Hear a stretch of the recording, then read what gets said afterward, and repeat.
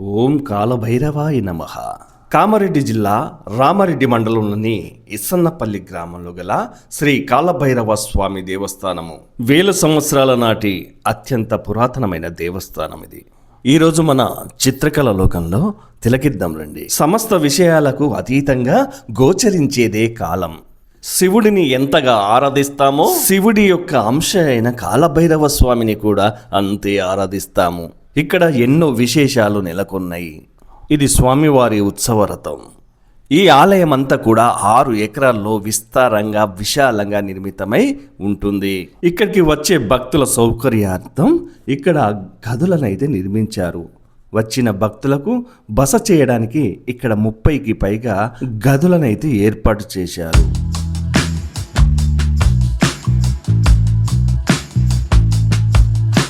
ఇది ఆలయ ముఖద్వారము. ఈ మార్గం ద్వారా లోపలికి వెళ్దాం రండి. కాలాతీతంగా స్వయంభుగా వెలిసిన శ్రీ కాలభైరవ స్వామి సుమారు 2000 సంవత్సరాల క్రితమే ఈ విగ్రహమూర్తిని ప్రతిష్ఠించారట. అప్పటి కరువు కాటకాలతో నీటి కోసమై సతమతమవుతున్న ప్రజలు ఒకనాడు ఒక భక్తుడికి స్వామివారు కలలో కనిపించి తన ఉనికిని చాటుకున్నారట. కాలభైరవ స్వామి ఈ విగ్రహం కాశీలో చేయించి ఎడ్ల బండిపై తీసుకొచ్చారట. స్వామి వారిని ఎక్కడ ప్రతిష్ఠించాలన్న సంశయంతో బండిని ఒక రావి చెట్టు కింద ఆపి ఆ గ్రామస్తులు నిద్రలోకి జారుకున్నారట.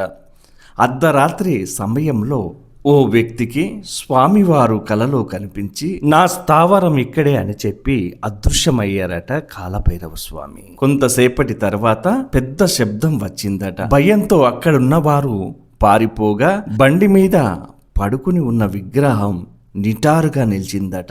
ఆశ్చర్యానికి గురైన గ్రామస్తులు స్వయంభుగా వెలిసిన ఆస్థావరంలోనే ప్రతిష్ఠించి పూజలు చేశారట. అప్పటి నుండి ఈ గ్రామం సుభిక్షం కావడం, దీర్ఘ రోగాలు తొలగి ప్రజలు ఆరోగ్యవంతులు కావడం జరిగిందట.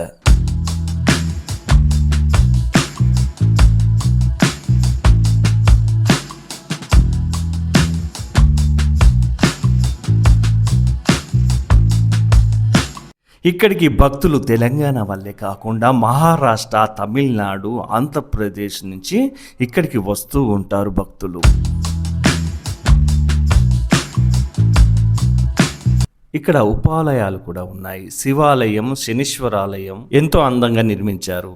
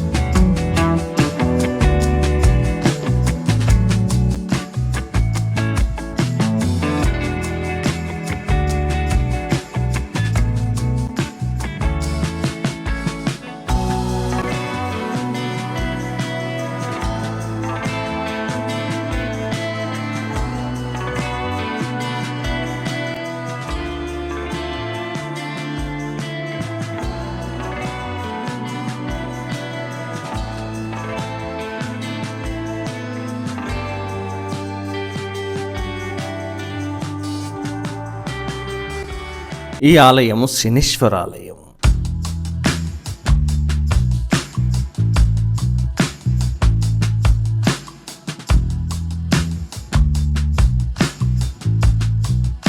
ఆలయము చుట్టూ ప్రాకారంతో ఎంతో విశాలంగా కనబడుతుంది.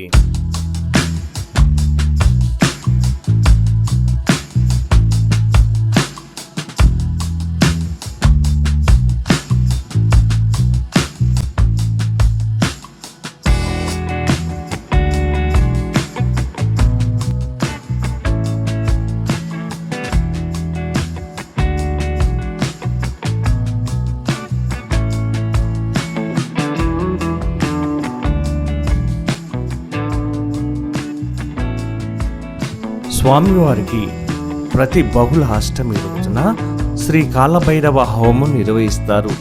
అదే రోజున అన్నదానం కూడా చేస్తారు.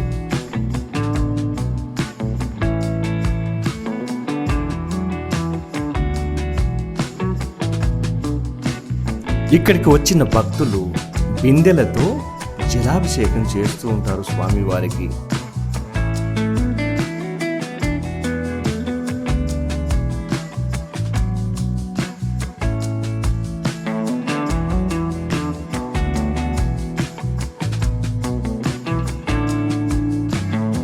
శ్రీ కాలభైరవ స్వామి యొక్క దివ్య మంగళ రూపం. ఈ విగ్రహం సుమారుగా 9 అడుగులు ఉంటుంది. ఇంత గొప్ప పురాతనమైన ఆలయాన్ని మీరు కూడా దర్శించండి. మీ అభిప్రాయాన్ని కామెంట్ రూపంలో చెప్పండి. ఈ వీడియోను లైక్ చేయండి. ఇంకా సబ్స్క్రైబ్ చేసుకునే వారు ఇంకెవరైనా ఉంటే వెంటనే సబ్స్క్రైబ్ చేసుకోండి. ఇలాంటి మరో వీడియోతో నేను మళ్ళీ కలుస్తాను. నమస్తే, మీ గణేశ్వర్ వెంగళ. ఓం కాలభైరవాయ నమః.